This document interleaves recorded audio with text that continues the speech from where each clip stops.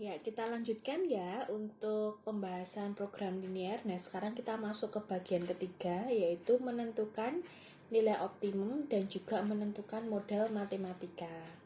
Nah, nilai optimum itu apa? Nilai optimum di sini adalah kita akan mencari nilai maksimum atau nilai minimum dari suatu bentuk matematika yang tadi sudah kita pelajari sebelumnya tentang sistem pertidaksamaan linear. Nah, nanti untuk nilai optimum di sini ada yang namanya fungsi objektif atau fungsi tujuan. Nah, nanti kita akan belajar itu.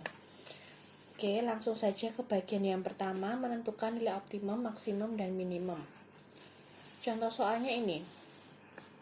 Ya, contoh soalnya adalah tentukan nilai maksimum dari fungsi objektif fxy 3x plus 5y dengan fungsi kendala ini. Nah, ini adalah mirip dengan yang kita kerjakan sebelumnya di bagian kedua. Jadi, kita akan menemukan fungsi kendala ini bentuknya adalah sistem pertidaksamaan linear. Kemudian ada yang seperti yang kita bilang tadi, fungsi objektif atau fungsi tujuan. Ini nanti yang akan kita cari nilai maksimum minimumnya. Bentuknya pasti fxy ya. Jadi fxy apa gitu. Bisa juga z kayak gitu, tergantung nanti penulisan di soal apa. Nah, seperti langkah yang sudah kita pelajari di bagian kedua, untuk mencari nilai maksimum kita harus menentukan daerah penyelesaian dulu. Nah, langkah-langkah menentukan daerah penyelesaian sudah Bu Sinta tuliskan di sini. Ini sama persis dengan yang Bu Sinta jelaskan di bagian kedua.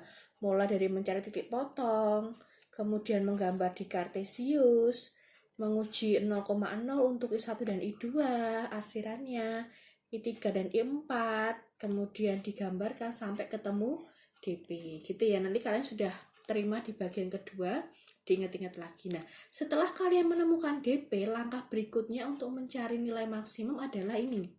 Di tahapan yang di sini. Tahapan di sini cara mencari nilai maksimum dengan fxy-nya ini adalah dengan cara apa? Menguji titik pojok. Apa itu titik pojok? Titik pojok adalah titik-titik yang ada di pojokan DP ini. DP-nya bentuknya trapesium tuh ya. Berarti ada 4 titik pojok. 1, 2, 3, 4. Kita kasih nama boleh.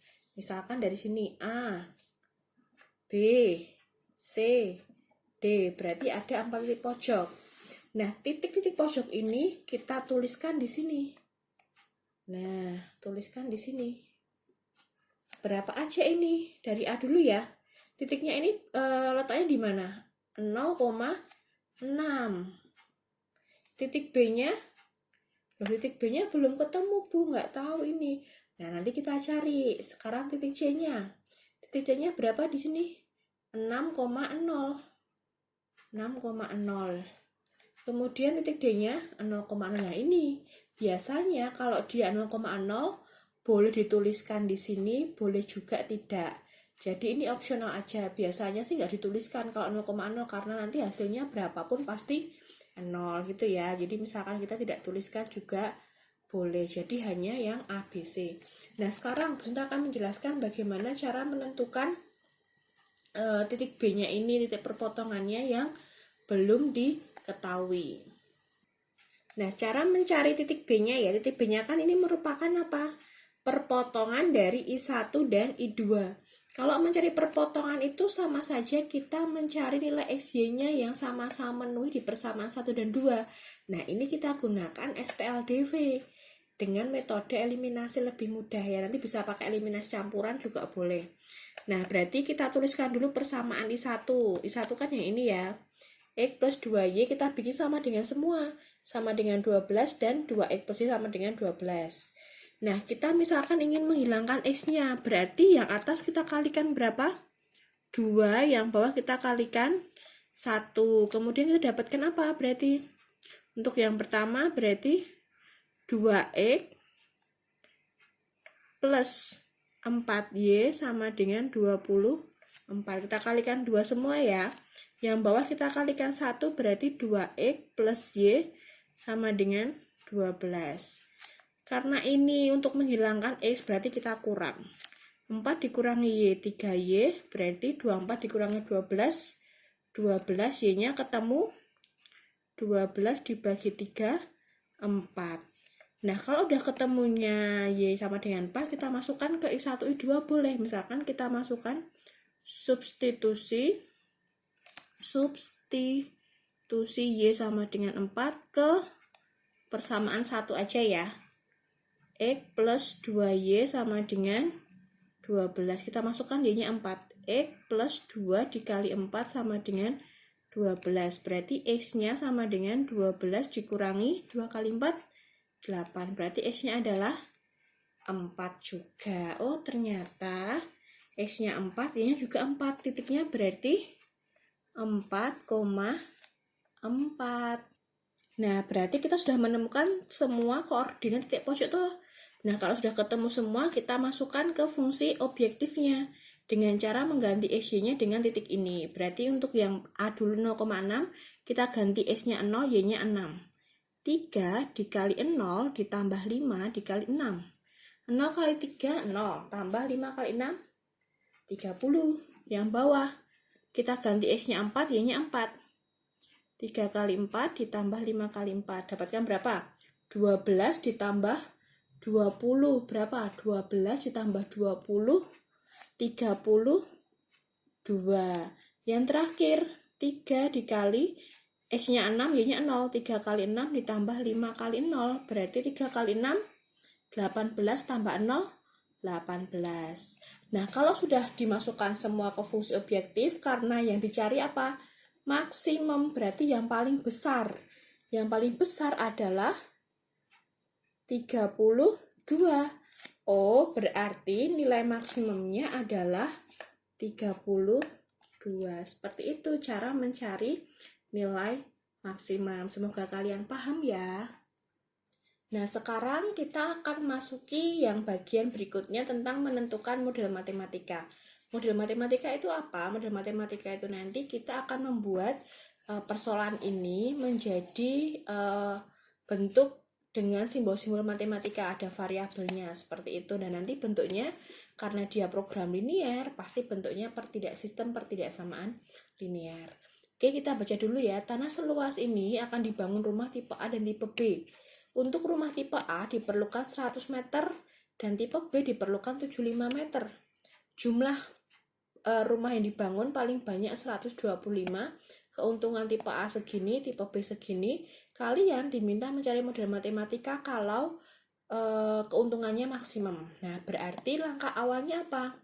Kita harus dapat memisahkan variabelnya X sama Y-nya itu apa? Apakah tanah, apakah tipe, atau keuntungan, dan sebagainya. Nah, cara mencari variabelnya X, Y-nya itu bisa dilihat dari apa sih yang dimaksimumkan atau diminimumkan dari persoalan itu. Yang akan dimaksimumkan adalah keuntungan apa? Keuntungan dari rumah tipe A dan rumah tipe B. Oh, berarti variabel yang digunakan adalah tipe A dan tipe B. Berarti X itu sebagai rumah tipe A, yang Y-nya adalah rumah tipe B, gitu ya. Jadi untuk menentukan Y-nya itu harus cermat, tidak boleh salah. Jadi yang kita cari adalah mana sih yang dimaksimumkan, gitu juga bisa. Oh, yang dimaksimumkan tentang keuntungan rumah tipe A dan tipe B, berarti yang dimisalkan Y-nya tipe A dan tipe B. Setelah itu kita akan pakai bantuan tabel untuk dapat menentukan model. Nah, tabel di sini nanti isinya apa? Yang atas itu kita isi dengan apa aja sih yang diketahui di soal, dalam artian tentang apa? Oh, tentang luas tanah, tentang keuntungan, dan sebagainya. Nah, nanti yang bawah ini tentang nominalnya, gitu ya. Pertama tentang jenis rumah dulu. Yang diketahui jenis rumah ya, ada tipe A itu sebagai X, dan tipe B sebagai variabelnya. Jadi ini variabelnya dulu, X dan Y. Setelah itu yang diketahui apa lagi? Saya panjangin ya. Tentang apa ini? Luas tanah ya. Luas tanah. Luas tanah untuk tipe A berapa tadi tipe A? 100 meter persegi. Untuk tipe B 75 meter persegi. Nah, ini kita garis kayak gini. Yang bawah nanti berisi persediaan atau totalnya. Nah, seperti ini ya. Bentar. Nah, untuk luas tanah ada totalnya atau luasnya berapa ini? 10.000. Jadi nanti cara gampangnya yang satuannya sama jadiin satu semua ya. Ini luas tanah, meter persegi ke bawah gitu. Nah, setelah itu apa tadi? Ini tentang 125. Berarti tentang jumlah rumahnya. Jumlah rumah berarti kan kita misalkan tadi tipe A sama tipe B atau jumlah tipe A tipe B, berarti jumlahnya X dan Y, jumlahnya adalah 125. Seperti itu ya. Jadi ini sebagai mewakili A, ini sebagai tipe B, jumlahnya 125 totalnya. Jadi yang bagian bawah ini total atau persediaannya. Dan yang terakhir yang diketahui apa? Tentang keuntungan.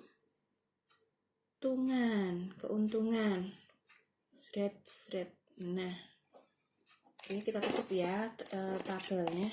Maaf nggak rapi, nanti kalian bisa ngerjainnya lebih rapi. Keuntungan tipe A berapa? 6 juta.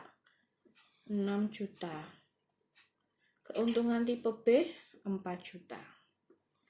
Nah, kok nggak ada totalnya, Bu? Nggak ada, karena biasanya kalau yang nggak punya total ini, itulah yang merupakan fungsi objektifnya. Jadi kalau yang nggak punya total, biasanya dia merupakan fungsi objektifnya.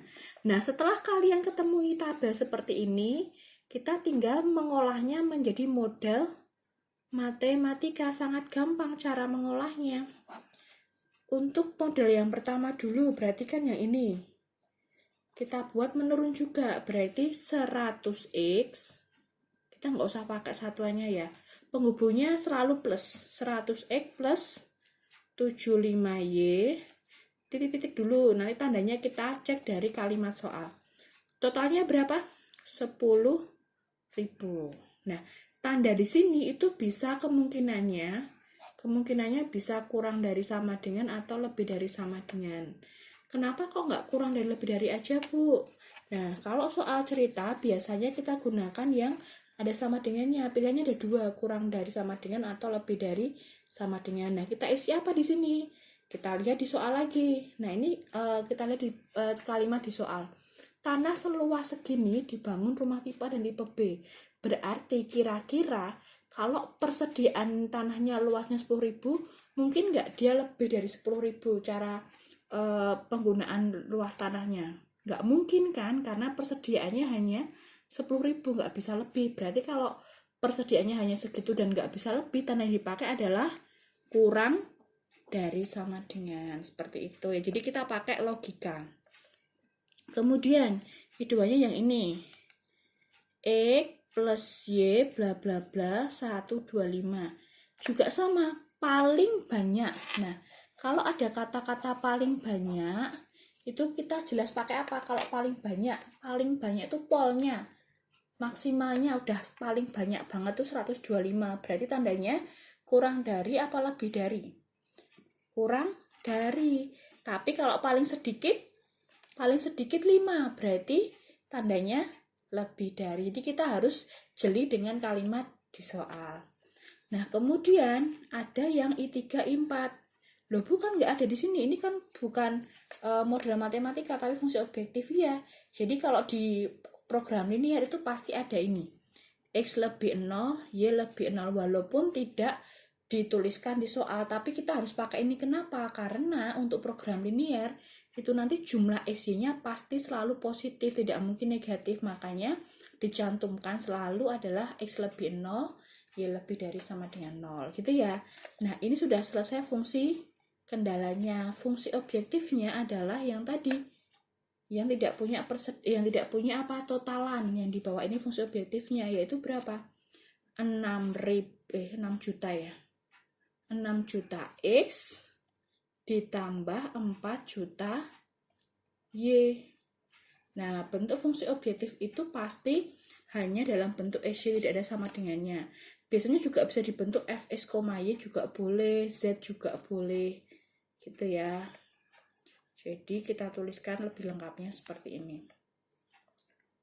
Oke, seperti itu untuk pengerjaan model matematika ya. Jadi langkahnya tadi bisa dengan pertama menentukan variabelnya apa, bikin tabel, bikin modelnya, lihat tandanya dari soal, baru kita bikin ke simbol matematikanya. Gitu ya.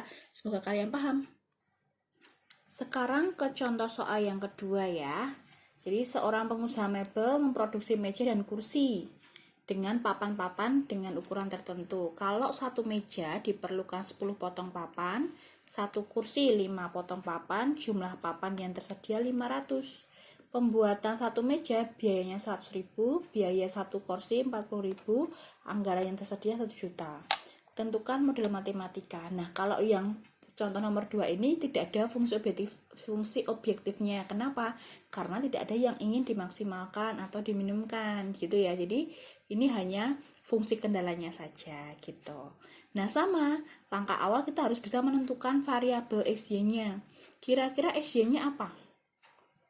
Sangat jelas terlihat ya, ini kan yang sering diulang-ulang. Jadi gini, untuk menentukan variabel kalau dia sudah ada bentuk fungsi objektifnya dengan cara maksimum minimumnya ada, itu kita bisa pakai lihat dari itunya yang dimaksimumkan apa, yang diminimumkan apa. Tapi kalau untuk soal nomor 2 kan nggak ada nih yang dimaksimumkan apa, yang diminimumkan apa, nggak ada.